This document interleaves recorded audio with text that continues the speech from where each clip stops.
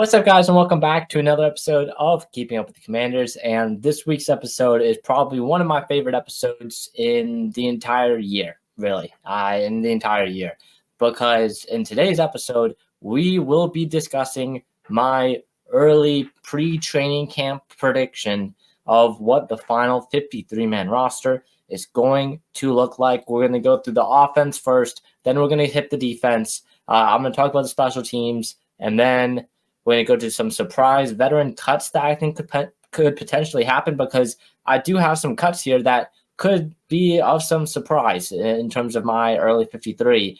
I don't know if they're going to 100% happen, but I do think that there is a pretty good chance some of these guys would get cut. And then at the end of this episode, I'm going to be going over my biggest camp battles heading into training camp. This episode is going to be pre-recorded. It's being recorded on Monday, July 22nd right now, so it's going to come out a week later. Currently, I don't know who's going to be put on the physically unable to perform list, which is going to be happening on the 23rd.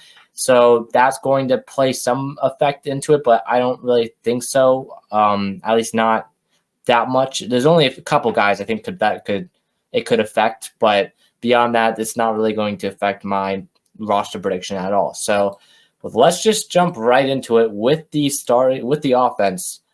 Total, I have 24 of the 53 spots on the 53-man roster going to the offense. We'll start at quarterback. I have two quarterbacks on this roster, Jamin Davis, of course, and Marcus Mariota. I think this is pretty probably the consensus take is there's going to be two quarterbacks. I expect Sam Hartman to be put on the practice squad. I'd be a little bit surprised if he's on the roster. Right now, I'd say probably, just from my view, a 65% chance he's not going to be on the roster. And then whatever that math is, 35% chance he is going to be on the roster. So I just have two quarterbacks on the roster. Pretty self-explanatory. I'm excited to see what Jamin Davis can bring this training camp and throughout the entire season and potentially turn into our franchise guy. Marcus Mariota is a solid backup. Not who I would have picked to be the backup this offseason, but he knows his way around. I'm pretty sure he's a lock to make the roster. I would be very, very shocked if he doesn't make the roster, at least a 53-man roster. So those are my two guys at quarterback, but that's pretty self-explanatory. Everyone's going to have those two guys. Some may have, of course, Sam Hartman on that team, but I just personally did not. I feel like there's some other needs that need to be addressed rather than getting a third quarterback on the roster. So Jamin Davis and Marcus Mariota, the two quarterbacks. At running back, I have three running backs: Brian Robinson, Austin Eckler, and Chris Rodriguez. So again, just the same three running backs as last year. Chris Rodriguez, 6th round pick, I believe, in 2023. I want to say sixth or 7th round pick in 2023. Brian Robinson, of course, I think he's going to be the lead back. Austin Eckler. Here's the thing. A lot of people are very, very excited about Austin Eckler and the addition of Austin Eckler onto this offense. And I mean, look at some of the things that he's been able to do. He's been one of the best fantasy running backs, at least for the last few seasons, but he's dealt with some injuries recently. And I mean, when he's actually running in between the tackles and his straight line speed has kind of died off a little bit, there's still some weaknesses that have become apparent in Austin Eckler's game as he's gotten older.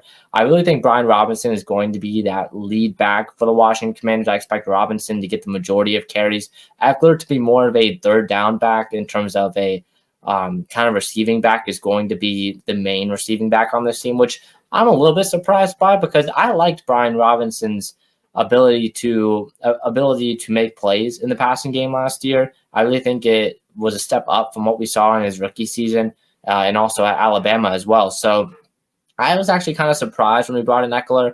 I expected to definitely bring in another running back after we lost Antonio Gibson, but I wouldn't really expect it to be a guy where I really only see Austin Eckler as his third down back that's going to be more of a receiving back out of the backfield, and that kind of takes away from Brian Robinson's game. Now, Robinson, of course, I mean, on first and second downs, he's going to be there and be that guy, whether it be run or pass, but Austin Eckler is going to get the majority, in my opinion, of third down plays. He's going to third down snaps. And then, of course, Chris Rodriguez, he didn't have an impressive rookie season, but there were some flashes last year. He did not really play a lot in terms of the regular season. Played a lot more down the stretch of the season, but I mean, we'll see with Chris Rodriguez. I wouldn't be shocked if he didn't make the roster. And instead, I mean, looking at the running back room that we have now, you got Chris Rodriguez and Jeremy McNichols, and then Michael Wiley as well. But I just don't see another guy in this running back room currently that can overtake Chris Rodriguez as the RB3 on this team. So, I mean, Rodriguez, not really as an RB3, it's fine. I'm not sure how attached Dan Quinn and Cliff Kingsbury are to Chris Rodriguez because, again, this is going to be a common theme, by the way, that I'm going to mention a lot throughout this entire episode. Dan Quinn and Adam Peters did not draft Chris Rodriguez. So how attached are they going to be to him and to some of the other draft picks or highly rated draft picks that could be on the bubble in terms of the 2023 picks, 2022 picks, and the 2021 picks as well that Ron Rivera made. So that will be a question. I have so far 2 quarterbacks, Jane Daniels, Marcus Mariota, 3 running backs, Robinson, Eckler, and Rodriguez. That's kind of where I stand at both those positions. Moving on now to the wide receiver position. You got six receivers in this offense. Dan Quinn, when he was in Atlanta, he kind of stuck to having 6 receivers on the roster. That's kind of the majority of teams have 6 receivers on the roster. I expect them to have 6 receivers just like last year and just like the last couple of years with Ron Rivera when he was the head coach and general manager, not unofficially general manager. But the 6 receivers I have, Terry McLaurin, Jahan Dotson, Luke McCaffrey, De'Ami Brown, Olamide Zaccheaus, and Bryson Tremaine. Those are my 6 guys. We'll start, of course, Terry McLaurin, Jahan Dotson, Luke McCaffrey. Any Commanders podcast you really listen to, any like Commanders content creator or reporter that you listen to, they are all pretty much in agreement that McLaurin, Dotson, and McCaffrey are the 3 guys that are guaranteed to make this roster. And in my opinion, and I know a lot of other people's opinions as well, McLaurin, Dotson, McCaffrey. That's how it is. Wide receiver 1, wide receiver 2, wide receiver 3. That's right. Luke McCaffrey, the wide receiver 3 on this team. And you really look at that because they drafted McCaffrey in the 3rd round. Like, Luke McCaffrey was a day 2 pick. And consensus-wise, he wasn't really considered a day 2 pick. So you could call it a slight reach. And if you're comparing it to the consensus that Adam Peters made when he drafted Luke McCaffrey in the 3rd round, but that just shows their commitment to the former Rice receiver and what they think he can bring to this offense. So I have Luke McCaffrey as wide receiver 3. De'Ami Brown, the former 3rd round pick out of UNC, Sam Howell's former teammate at UNC in the Tar Heels. Brown is definitely a guy that could potentially get moved if they were to cut him. If they were to cut Brown, I could see a team trading for him in terms of giving up like a 7th round pick or a 6th round pick for De'Ami Brown, which I think there's a world where that happens. Now, I think Brown still is, a solid wide receiver 4. We haven't really seen a lot of production out of him after being drafted in the 3rd round, but he's solid in blocking game as well, in pass block and run block. He's a solid wide receiver there. And his speed could definitely be used in this offense, in this air raid offense with Cliff Kingsbury. I think De'Ami Brown, I would say for him, there's an 80% chance he makes the roster as of right now. I think there's a very good chance he makes the roster. There's still a chance, though, that he doesn't make the roster. And if he weren't to make the roster, I wouldn't be surprised if a team were to throw in like a 7th round pick to make sure they get him instead of having to beat other teams on waivers or not having like a high waiver priority and De'Ami Brown getting stolen from them. So I think if De'Ami Brown were to be cut, I think he'd probably make another team's 53-man roster. I don't really see him as a practice squad guy, especially with his speed. So I have De'Ami Brown as wide receiver 4. Wide receiver 5, Olamide Zaccheaus, the former Atlanta Falcons wide receiver. I believe he was on the Eagles as well for some time, most recently. Zaccheaus, the thing with him is Adam Peters and Dan Quinn, they're connected to Olamide Zaccheaus because that's a guy that they brought in. It's not like De'Ami Brown, where Brown was a guy that Ron Rivera drafted in the 3rd round. So that's fine if you cut him, because this is kind of like the only offseason where Adam Peters and company can release these highly rated draft prospects coming out of college that didn't really turn out as well as they had hoped. So that's kind of where things stand with Brown. And then with Zacchaeus, that's a guy that Adam Peters signed to a contract. So it's kind of Adam Peters' responsibility that he plays good and potentially makes this roster. So Zacchaeus, I think for him, I would say that there's a 95% chance he makes the roster, just because that's Adam Peters' guy. Adam Peters brought him in. He signed him. He has the connection with Dan Quinn when they were in Atlanta, I believe. So, maybe was that I don't know if he was there actually during the Dan Quinn era, maybe for a year. But yeah, so that's my 5 wide receivers. And then the 6th wide receiver, Bryson Tremaine. If you don't know who Bryson Tremaine is, he's been a guy that's kind of played well, I would say, in the preseason last year. He really showed out in training camp, in my opinion. It was just a guy that I think delivered and kind of delivered more than what people were expecting of him. He was I believe he was a UDFA last year. He's 24 years old, out of Stanford. This is his 2nd season, I believe, in the NFL. So Tremaine listed, what is he listed at? 6'4", 212, is someone that can go up and catch the football. He can high point it. I'm not saying he can high point it great. There's a reason why he was undrafted, but he's still a bigger receiver. And you look at some of these guys like De'Ami Brown, Jahan Dotson, like these players, these smaller wide receivers that are more deep threat ability and kind of separate rather than going up and catching a big a pass. Bryson Tremaine just brings some height to the back end of this wide receiver room, and I think he could be a good addition. Now, some of the guys, I'm going to get more into the guys that don't make it, but for wide receivers, just some of the bigger names that didn't make it: Mitchell Tinsley, Dax Milne, Jamison Crowder, are the 3, and Kaz Allen are the 4 that I would say are also in contention for this wide receiver 6 position as well. So those are my 6 receivers. Moving on to tight end, I have 3 tight ends. This is pretty self-explanatory in my opinion: Zach Ertz, Ben Sinnott, and John Bates. Those are my 3. I'm excited for this tight end room for the first time in quite some time, because Logan Thomas was really starting to, you could really see that the wear and tear factor coming in on Logan Thomas. So bringing in a guy like Zach Ertz, I know Ertz is older, but he can still, he's still, reportedly he's been the best tight end by far in camp so far in the OTAs. So I liked what I've seen out of him. Ben Sinnott, the 2nd round pick, out of Kansas State.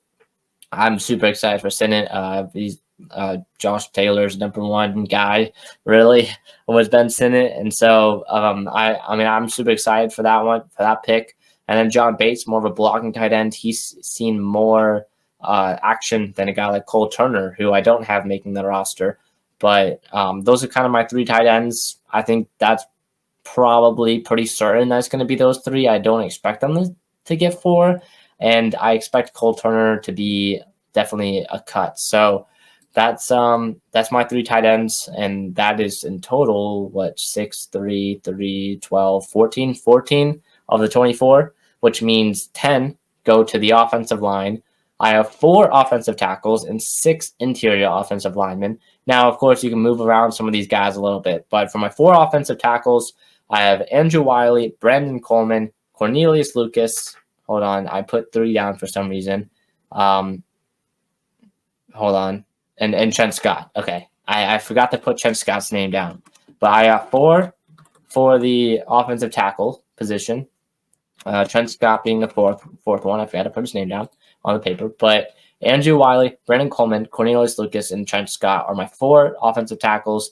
And, you look at that group, Wiley's, I'm pretty sure, is going to be the right tackle this year. I don't see that many worlds where he isn't. I think that's kind of set in stone. Brandon Coleman and Cornelius Lucas and Trent Scott, those 3 guys are going to be fighting over the left tackle position. I'll get more into that battle in a little bit. But in terms of guys that didn't make it, that would mean current people on the roster that got cut. Alex Akinbulu, you can put Brain Daniels into this list as well, the former 4th-round pick in 2022. So those are my 4 offensive tackles. And then my interior offensive linemen, Sam Cosmi, Tyler Biadasz, Nick Allegretti, Michael Dieter, Ricky Stromberg, and Chris Paul are my 6 interior offensive linemen. Cosmi, Biadasz, and Allegretti is going to be right tackle, center, and left tackle, respectively. And then beyond that, you have 3 kind of to back them up. Michael Dieter, Ricky Stromberg, and Chris Paul. Now, here's where things get interesting. I have Chris Paul in over a guy like Brain Daniels, over a guy like Alex Ekenbulu, and over a guy like Mason Brooks. As for the other guys, Sam Cosmi is a lock, Tyler Biadasz is a lock, Nick Allegretti is a lock. In my opinion, Michael Dieter is a lock. I'm excited for what Dieter can bring, especially as a kind of spot starter when he needs to be inserted into the starting lineup if one of the guys is banged up after the previous week. I'm excited for what Dieter can bring to this offensive line. I think he's an above average backup in my opinion, so I'm excited for him. Ricky Stromberg is an interesting one, the former 3rd-round pick out of Arkansas, I believe, in 2023. Once more, he's going to make the roster here in this scenario, but I wouldn't be that shocked if he were to be cut, and here's why. The main reason why is because Adam Peters and Dan Quinn did not draft Ricky Stromberg. That was a Ron Rivera pick. So they are not responsible for his play or his lack of play on the field. So Ricky Stromberg, I would say that there's more than a 50% chance that he makes the roster. I would be a little bit surprised, but I can understand the reasoning if Adam Peters were to cut a guy like Stromberg. Although I'm hopefully Stromberg can take a leap. He's dealing with an injury. Potentially by this time he gets put on the PUP list or the physically unable to perform list. I think there's a chance of that happening. I don't know if it actually does or not because, again, this is pre-recorded. But hopefully Stromberg is healthy enough to play for the start of the season. And then Chris Paul is an interesting one. I'm kind of just going here. Would I rather have Chris Paul, Mason Brooks, or Brain Daniels? I really think it's a toss-up between those 3 guys for one spot on this roster. And I just went with Chris Paul. Chris Paul has stuck around for a while, the former 7th-round pick or 6th-round pick out of, I believe, Tulsa, I want to say. Met him at the Senior Bowl, super nice guy. So I'm excited for what he can bring in terms of depth. I think he's a solid backup. Or, I mean, maybe not. Like, he's not an above-average backup, but I mean, he's still solid depth, and having him as your 10th offensive lineman, I think is pretty good. So that's my offense. Now with 24 total players, I'm going to run it down real quickly. Quarterback, Jane Daniels, Marcus Mariota. Running back, Brian Robinson, Austin Eckler, and Chris Rodriguez. Wide receiver, Terry McLaurin, Jahan Dotson, Luke McCaffrey, De'Ami Brown, Olamide Zaccheaus, and Bryson Tremaine. Tight ends, Zach Ertz, Ben Sinnott, and John Bates. At offensive tackle, Andrew Wiley, Brandon Coleman, Cornelius Lucas, and Trent Scott. And at interior offensive line, we have Sam Cosmi, Tyler Biadasz, Nick Allegretti, Michael Dieter, Ricky Stromberg, and Chris Paul. So those are my 24 offensive players. Moving on now to the defensive players. I have 26 defensive players, so slightly heavier on the defensive side of the ball in terms of the amount of players. And that's what Ron Rivera did as well, and especially with a defensive-minded head coach like Dan Quinn, I definitely think this will be the case. But here we go. Starting with interior defensive line at defensive tackle, I have 4 defensive tackles, Jonathan Allen, Deron Payne, Johnny Newton, and John Ridgeway. So, I mean, there's definitely some shocks there of the 4 guys.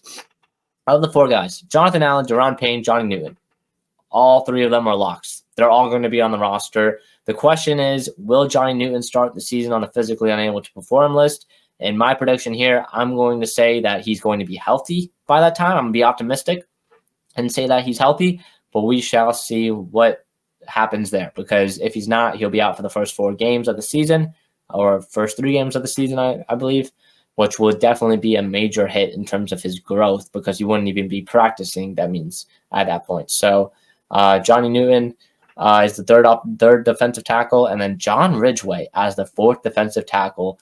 I have Ridgeway in over a guy like Phidarian Mathis, over a guy Benning Potoe as well. So John Ridgeway, I think, is a very, very underrated player on this team. I'm not saying he's like a superstar. I'm not saying he's better or at the same level as a Jonathan Allen or a Deron Payne or maybe even a Johnny Newton. I'm just saying I think he's a very underrated player. He plays with a lot of violence, but I mean, it can go over the top sometimes, but I really like that out of him. He's a solid run defender. I think Ridgeway, especially with his connection to Dan Quinn. Again, Ridgeway was a former Dallas Cowboys draft pick before being picked up by Washington, either last year, 2 years ago, I believe. So I believe he was a former 5th-round pick by the Dallas Cowboys. So I know Dan Quinn has that connection there, and I do think John Ridgeway has a good chance of making this roster. So defensive tackle, 4. I have 4 of them. The big shock, no Phidarian Mathis. I'll get into him in the surprise cuts in a little bit, but that's what I have at defensive tackle. Phidarian Mathis, the former 2nd-round pick in 2022, I believe, drafted by Ron Rivera, which was the reason why I didn't make the roster here. At pass rusher, now I have 6 pass rushers. Dorrance Armstrong, Clelin Ferrell, Dante Fowler, KJ Henry, and Javonte Jean-Baptiste, and Efe Obada. So Dorrance Armstrong and Clelin Ferrell, I expect those 2 guys to be the starters at edge rusher on this team. Armstrong on one side and Ferrell on the other side. Ferrell, I feel, has been very impressive. The former 1st-round pick by the Oakland Raiders, I think, at the time. So, I mean, he's got the talent. He's got the athleticism to play well. He didn't really work out in Oakland and Las Vegas and whatever. He played in San Francisco for a little bit, was solid in that scheme under Steve Wilkes, I believe, last year was the defensive coordinator. So I liked what I saw out of Ferrell, and Ferrell really impressed a lot of reporters during OTAs this season. So I'm expecting maybe a breakout year for Ferrell. Again, a very young pass rusher. I forget how old he is, but he's a very young pass rusher. Dante Fowler, I think Fowler could be maybe a surprise cut, but I'd be kind of shocked. I'd be pretty shocked, actually. So I would, Dante Fowler, I think, makes this roster. KJ Henry, I think, is an interesting one, the former 5th-round pick out of Clemson back in 2022. Henry he's didn't really play much in his rookie year.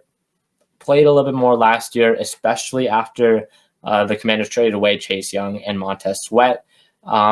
It wasn't incredible play last year down the stretch of the season, and I believe there was an injury that affected him a little bit. But I'm excited to see what he can bring, and I really liked him coming out. So KJ Henry, I think, makes the roster. Javonte Jean-Baptiste, 7th-round pick by Dan Quinn and Adam Peters. I think he makes the roster. And the interesting one here is Efe Obada. You guys, if you listen to the podcast, you know how much I love Efe Obada, his versatility up and down the defensive line. He can play every position. He can play every technique, every gap. So I love Efe Obada. The question for him is, will he be healthy? He's coming off of a season-ending injury. And will he be healthy by the time the season rolls around? I'm going to be optimistic here for my predictions. I'm going to say he is healthy. I expect him. I'm pretty sure he's going to be placed on the PUP list, but I mean, you guys will know when that comes out. So if you guys want to see my reactions to the physically unable to perform list and all that, they would have already been posted on my Twitter at Mason Kinnahan. So that's my edge rusher position. That's 10 defensive linemen. At linebacker, I have 4 linebackers: Bobby Wagner, Frankie Louvu, Jordan McGee, and Anthony Pittman.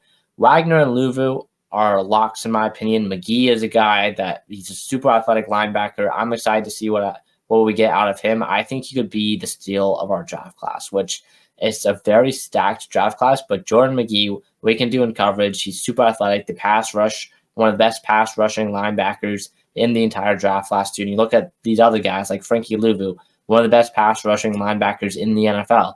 So you see a little common theme there. And then Anthony Pittman's more of a special teams linebacker and some depth. The person we cut there, we'd be taking Anthony Pittman over Bill Bauer and Michael Walker. So that's kind of the thing there. I forgot to mention no Andre Jones in my edge rushers as well. So the former 7th-round pick in 2023 does not make the roster.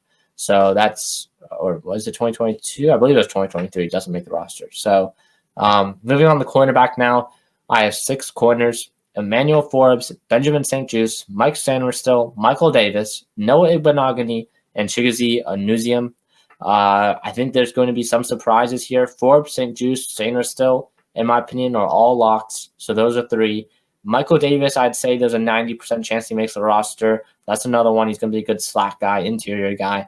Noah Igbenogany is a guy that I think impressed a lot of people in OTAs, the former first-round pick. He spent time with the Miami Dolphins and also with Dan Quinn last year in Dallas. And then Onuzium was one of the UDFA cornerbacks that the Washington Commanders picked up after the draft. Onuzium was signed to a pretty large signing bonus. I believe it was like $250,000, which is pretty big, or $300,000, that's a lot of money for UDFA. So I'm excited what he can bring. He's going to be a guy I have a close eye on in training camp. It'll be interesting to see how he performs during the preseason. But I think he's a guy that could potentially make this 53-man roster. Especially the guy I have not making the roster here is Christian Holmes, the former 7th-round pick back in 2022 that the Commanders selected. I believe it was Ron Rivera that selected him. So that's a guy I don't have making the roster. James Pierre as well, and then Tyler Owens. I guess that's more of a safety, but Tariq Castro-Fields as well as another corner that I don't have making the roster. So I have Onuzium making the roster, 6 corners, and then 6 safeties as well. So that's 12 in the backfield. In the secondary. So that's, wait, hold on. I think I'm down a few. Wait, no, I forgot linebackers. Okay, so we have 10 defensive linemen, 4 linebackers, and 12 in the secondary on this roster. So safety: Derek Forrest, Jeremy Chin, Quan Martin, Percy Butler, Jeremy Reeves, and Dom Hampton. So Forrest, Chin, Martin, and all locks, in my opinion. I think they're all locks. Reeves, I think, is a lock too, only because Dan Quinn re-signed him and Adam Peters, they re-signed him. So I think he's a lock to make the roster as well. Percy Butler is solid. He's a solid safety. I like his play. I think he's probably going to be a guy that makes the roster. And then Dom Hampton, I think, I wouldn't say he's a lock, but I would say that there's a good chance he makes the roster, the 5th-round pick out of Washington, I believe, from this past year, the 2024 5th-round pick. So those are my safeties. That's the 26 on the defensive side of the ball. Real quick on special teams, kicker, I have Ramiz Ahmed right now. I don't think it's going to be him. I'm not going to take a flyer right now on who it's going to be. I think it's going to be someone that's not on the roster currently. And then at punter, I have Tress Way, who, we all know who Tress Way is. And then at long snapper, I have Tyler Ott, who's currently on the roster and as the long snapper as well. So those are my 3 on special teams. We have 24 offensive players, 26 defensive players, and 3 on special teams. Add them all up, and you get 53. Real quick, defensive side, defensive tackle, 4 of them: Jonathan Allen, Deron Payne, Johnny New, and John Ridgeway. Edge rusher, 6 of them: Dorrance Armstrong, Cleveland Farrell, Dante Fowler, KJ Henry, Javonte Jean-Baptiste, and F.A. Obata. Linebacker, 4: Bobby Wagner, Frankie Louvu, Jordan McGee, and Anthony Pittman. At cornerback, I have 6: Emmanuel Forbes, Benjamin St. Juste, Mike Sanderstill, Michael Davis, Noah Igbenogany, and Chigozie Onuzium. And then at safety, I have 6 as well: Derek Forrest, Jeremy Chin, Quan Martin, Percy Butler, Jeremy Reeves, and Dom Hampton. I expect Quan Martin to play in the slot a ton, and then I expect Mike Sanderstill and Michael Davis to play in the slot as well. So that's my 53-man roster. Now going into some of the surprise veteran cuts, some more. One that I did not mention yet, that was probably the biggest one, Jamin Davis, the 1st-round pick in 2021. I currently do not have making the Washington Commanders roster, and here is why. Jamin Davis, 1st-round pick again in 2021. He was a major disappointment in the first couple of seasons. He kind of made a small leap, I would say, last year in terms of his coverage ability. He was pretty good. And then his 5th-year option gets declined. He's currently going to the last year of his deal. He's going to be a free agent after this year. There's going to be a lot of questions around him. He has been currently working out and practicing with the edge rushers. They view Jamin Davis as a guy who can make an impact off the edge. And I just don't know if there's space for him there. Like, if he's not going to be an off-ball linebacker, I don't know if there's space for him to be an edge rusher, especially if he's not great at it. Like, there's no room for a guy who's just learning the position. Dorrance Armstrong, he's a lock. Cleveland Farrell, he's a lock. Dante Fowler, he's almost a lock, if not a lock. KJ Henry, I think, makes the roster. Javonte Jean-Baptiste is a draft pick that Adam Peters just drafted. So I would be kind of surprised, even though he's a 7th-round pick, I'd be kind of surprised if he gets let go. So that's 5 right there. And then F.A. Obata, I mean, I could maybe see Jamin Davis making the roster if F.A. Obata gets put on injured reserved or the PUP list to begin the season. So that's, I mean, I guess I see him making it there.